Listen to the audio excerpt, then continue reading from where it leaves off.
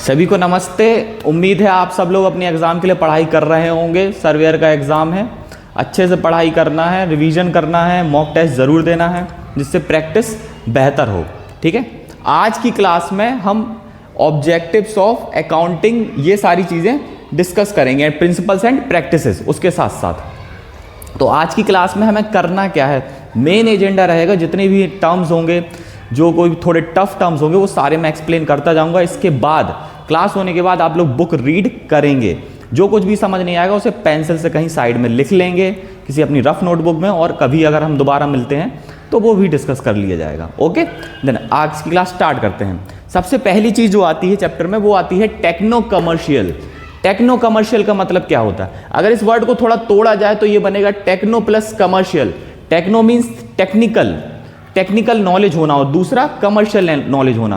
तो मोटर के केस में अगर आपको मोटर की नॉलेज हो तो ये आपकी टेक्निकल नॉलेज कहलाएगी, और कमर्शियल किसी और फील्ड में अगर बात करें, फायर के केस में या फिर इंजीनियरिंग के केस में, तो वो आपकी टेक्निकल नॉलेज होगी। कमर्शियल नॉलेज का मतलब होता है कि आपको बिजनेस अकाउंटेंसी की कितनी नॉलेज है, आपको बुक कीपिंग का कितना कुछ पता है, बुक कीपिंग कैसे की जाती है, क्या की जाती है, ये सब कुछ पता होना। ओके, देन उसके बाद कुछ केस आते हैं जैसे कि फायर एंड मिसलेनियस केसेस। तो आई थिंक हमारी क्लास में एक पराग जी हैं जो कि बोल रहे थे कि उन्होंने बैंकर्स इंडेमनिटी पॉलिसी वाले केसेस कुछ देखे हैं। तो उसमें क्या होता था कि अगर बैंकर्स इंडेमनिटी पॉलिसी होती है, आपके मिसलेनियस का एक चैप्टर है S01 में, उसमें भी है कि अगर सपोज कोई इंसान बैंक को ही लॉस लगा के भाग गया, कोई उनका ही एम्प्लॉय, देन बैंक क्या करेगा? कैश वैन वाले लोग जिसमें लाखों रुपए रहता है, तो उस दौरान जो कितना पैसा बाहर जा रहा है, कितना आ रहा है, तो इंश्योरेंस कंपनी को तो सब कुछ ये चेक करना होता है।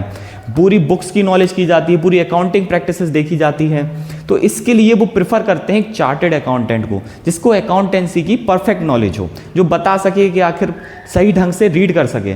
तो इसके लिए कई बार इंश्योरेंस कंपनी चार्टेड अकाउंटेंट यानी CA को ही प्रिफर करती हैं फायर एंड मिसलेनियस केसेस में। सर्वेयर को थोड़ा कम किया जाता है, मतलब किया तो CA को एज अ सर्वेयर ही अपॉइंट किया जाता है, लेकिन जिसका बैकग्राउंड थोड़ा अकाउंटेंसी में उसको ज़्यादा मौका दिया जाता है।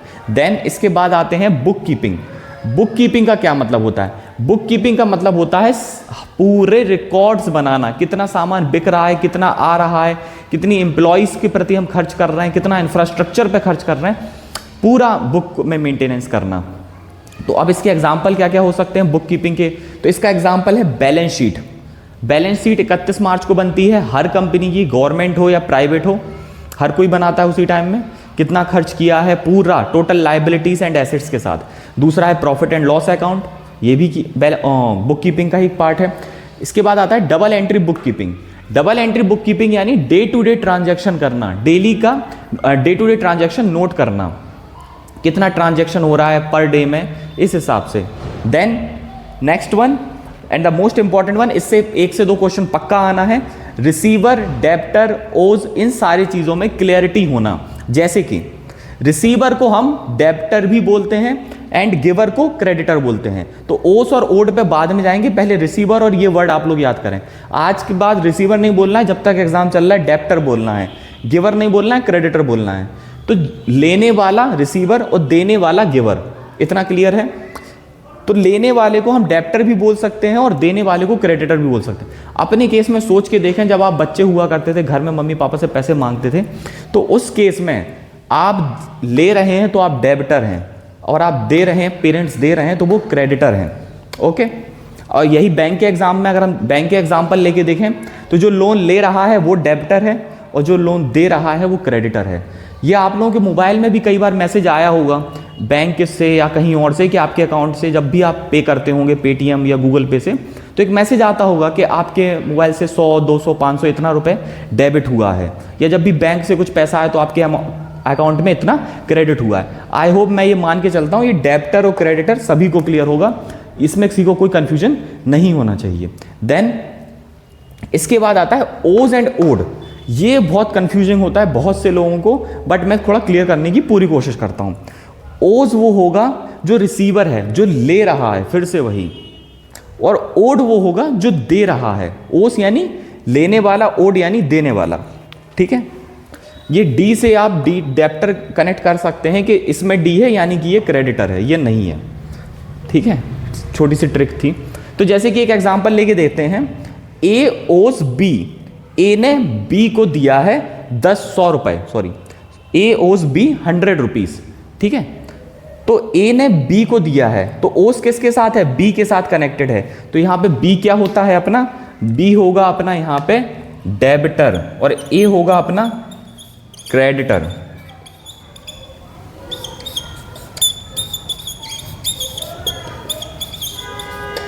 अच्छा, अब एक सवाल मैं और पूछता हूं, अगर ये ओस एस की जगह ये अगर यहां पे डी होता, ए ओड बी, तो फिर कौन क्रेडिटर और डेबिटर होता, ये आप लोग सोचें।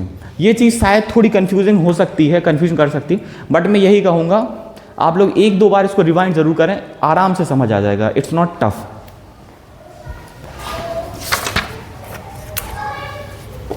ओके, अब स्टार्ट करते हैं एसेट्स एंड लायबिलिटीज। आगे बढ़ते हुए, एसेट्स क्या होगा, एसेट्स होगी किसी भी कंपनी की या किसी व्यक्ति की उसकी संपत्ति। एसेट्स का वर्ड का मतलब ही होता है संपत्ति, कुछ हमारी।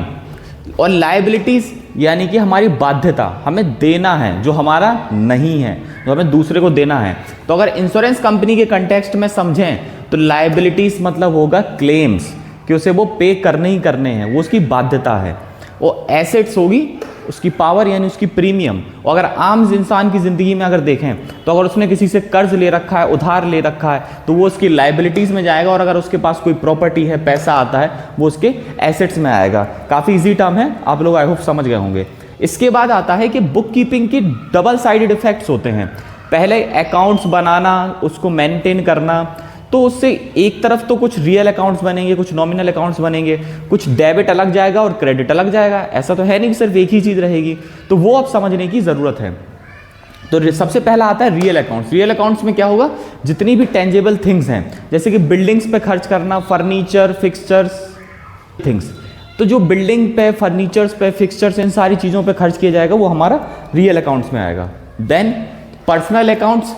पर्सनल अकाउंट्स में वो चीज़ें मेंशन की जाती हैं कि जो अकाउंट्स में किसी नाम, किसी पर्सन या किसी कंपनी के बेसिस पे खर्च किए जा रहे हैं, वो हमारे पर्सनल अकाउंट्स में आते हैं। देन नॉमिनल अकाउंट्स, ये जो डबल टिक है इसका मतलब है यही चीज़ यहाँ रिपीटेड है। तो नॉमिनल अकाउंट्स में आएंगे related to gain and losses, कि गेन यानी फ़ायदा, लॉसेस तो आप सब जानते ही होंगे कि कितना फ़ायदा और कितना नुकसान हो रहा है, ठीक है। अब इन्हीं अकाउंट्स के साथ डेबिट और क्रेडिट के टर्म में कुछ लिखा गया, और ये समझने लायक चीज़ है, थोड़ा समझना। तो सबसे पहले रियल अकाउंट में क्या था, हमारी टेंजिबल थिंग्स थी। तो अगर इसको डेबिट के टर्म्स में हम लिखें तो वो होगा डेबिट यानी कि जो आया है, ये सामान आया, और क्रेडिट जो गया है। जाहिर सी बात है इस केस में पैसा बाहर ही जाएगा, कंपनी का हो या किसी इंसान को आप कुछ भी खरीद के लाएंगे, आपके पास खुद तो रहेगा नहीं। देन फिर पर्सनल अकाउंट में फिर से अगर आप डेबिट करेंगे कुछ भी, तो रिसीवर किसी और के पास जाना है, और क्रेडिट द गिवर। नॉमिनल जो होगा इसमें बस थोड़ा डिफरेंट है कि डेबिट में लॉसेस माना गया है एंड एक्सपेंसेस, मतलब एक्सपेंसेस यानी खर्चे, तो मतलब इसका यह है कि जो भी आपका डेबिट हो रहा है, मतलब पैसा आपका जो बाहर जा रहा है, तो वो सारे लॉसेस और एक्सपेंसेस खर्चों पे जा रहा है, और जो क्रेडिट हो रहा है तो वो आपके फायदे और इनकम पे हो रहा है। तो अगर इसको हम दोबारा एक बार समझने की कोशिश करें तो अगर बिल्डिंग्स पे कुछ खर्च किया तो फिर से डेबिट होगा, डेबिट। उसके बाद क्रेडिट जो बाहर गया उसके लिए, फिर पर्सनल में डेबिट रिसीवर और क्रेडिट, और डेबिट इसमें लॉसेस। तो अगर समझ आए तो अच्छी बात, नहीं तो याद रखें, ज़्यादा बेहतर है।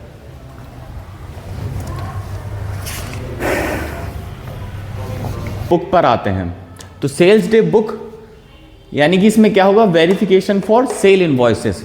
सेल इनवॉइसेस जो कुछ भी होंगी वो सारी सेल्स डे बुक में दी जाएंगी। सेल इनवॉइस यानी क्या बेचा गया है, क्या पूरे तरीके से इसका बिल आ चुका है, वो सारा इसमें जाएगा सेल्स डे बुक में।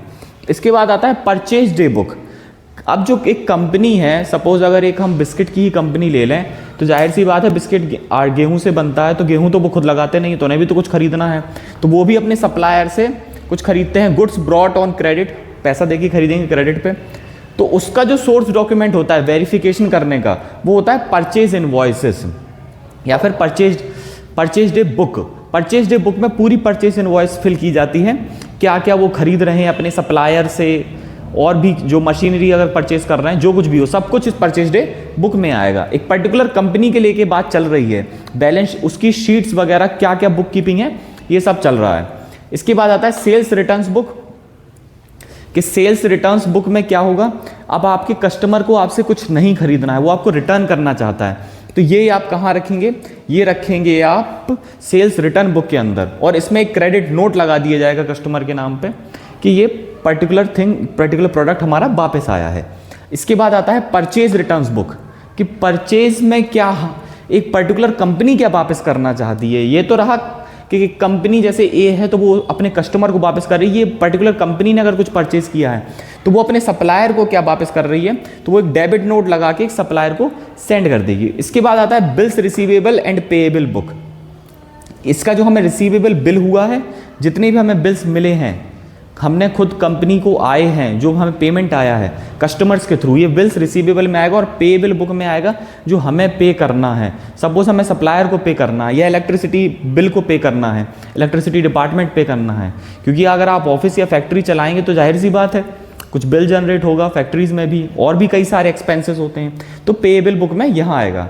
देन कैश बुक सभी लोग जानते हैं कि जिसमें पूरी कैश की टोटल एंट्री हो, कितना कैश आ रहा है, कितना जा रहा है।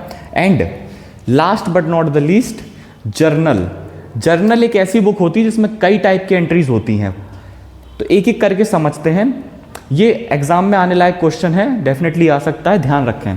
तो जर्नल में इतना याद रखें, opening entries, closing entries, adjustment, rectification and transfer entries. Rectification मतलब क्या होता है, जिसको भी आता हो वो जरूर कमेंट सेक्शन में बताएं।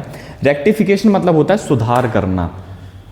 एंड ट्रांसफर एंट्रीज, ट्रांसफर तो सभी को पता होगा, ये सारी हमारे जर्नल में आती हैं। Okay, I hope you would understand.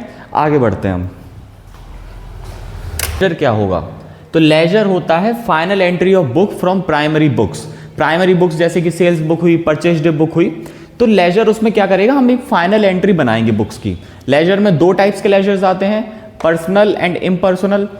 इसमें पर्सनल में क्या क्या होता है, sundry debtors and sundry creditors. तो सन ड्राई मतलब होता है मिसलेनियस आपके खर्चे कितने हुए या मिसलेनियस आपने पैसा कितना आया है।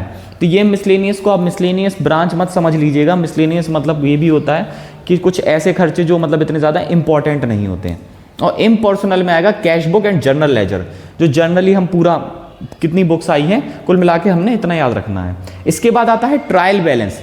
तो ट्रायल बैलेंस हम एक बनाते हैं ताकि हम अर्थमेटिकल एक्यूरेसी वगैरह मेजर कर सकें, टेस्टिंग कर सकें कि हमारी जो बुक्स हैं वो प्रॉपर बनी है या नहीं है। और अगर ये सही आ जाता है तो इसके बाद ट्रायल टू फाइनल पे जाते हैं।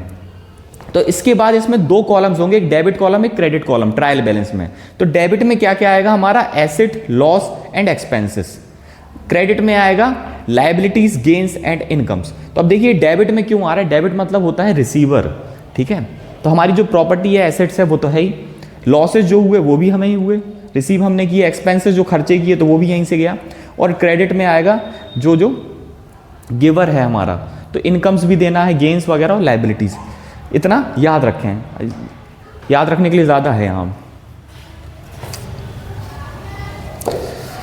फाइनल अकाउंट्स, तो फाइनल अकाउंट्स में हम ट्रायल टू फाइनल अकाउंट पहुँचते हैं। अगर ट्रायल का सही रहा तब हम पहुँचते हैं।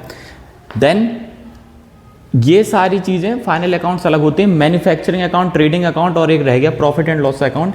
ये सारी चीज़ें बैलेंस शीट में जाती हैं, ठीक है। तो मैन्युफैक्चरिंग अकाउंट में हमारा क्या क्या रहेगा, मैन्युफैक्चर करने के लिए क्या क्या हमें देना पड़ा, रॉ मटेरियल्स पे कितना खर्चा हुआ, डायरेक्ट वेजेस वर्कर्स के, चार्जेबल एक्सपेंसेस कितने रहे, और इनडायरेक्ट मैन्युफैक्चरिंग एक्सपेंसेस। कई बार कुछ इनडायरेक्ट खर्चे भी आ जाते हैं जो मैन्युफैक्चरिंग से रिलेटेड इतने ज़्यादा नहीं होते हैं। देन ट्रेडिंग अकाउंट आता है, प्रॉफिट एंड लॉस। इसमें एक डेबिट साइड होगा, एक क्रेडिट साइड होगा। And last one profit and loss account. आखिरी टॉपिक जो इसमें बचता है थोड़ा इंपॉर्टेंट, बैलेंस शीट, उसके बारे में कुछ मैं बता देता हूँ। बैलेंस शीट एक पर्टिकुलर डे को बनाई जाती है जिसमें पूरा कंपनी का एक्सपेंसेस हर चीज़ लिखी जाती है, और उससे ही ये आइडिया लगाया जा सकता है कि आखिर कितना खर्चा हमारा हुआ है, कितना बाकी है। पूरी कंपनी की जो एक हेल्दी पोजीशन है वो बैलेंस शीट ही बताती है। ओके, और इसमें एक दो पेजेस और रह गए होंगे। एक चैप्टर इसके बाद बचता है ग्रीवेंस रिड्रेसल मैकेनिज्म का, बहुत इजी टू अंडरस्टैंड है। आई होप आप लोग पढ़ेंगे कि IRDAI ने क्या क्या रेगुलेशंस जारी किए हैं इंश्योरेंस कंपनीज़ को, इंटरमीडियरीज को, कि कस्टमर्स को दिक्कत ना हो, कस्टमर्स को इतनी प्रॉब्लम और इश्यूज़ का सामना ना करना पड़े। आई होप ये वीडियो आपको समझ आया होगा, बहुत सी चीज़ें नई सीखने को मिली होंगी, कुछ अगर रह गई होंगी तो बाद में देखा जाएगा। थैंक यू ये देखने के लिए। इसे लाइक शेयर करें अगर आपको अच्छी लगती है तो, कमेंट करके मुझे ज़रूर बताएं कुछ अगर इसमें कमी रहती हो। Thank you.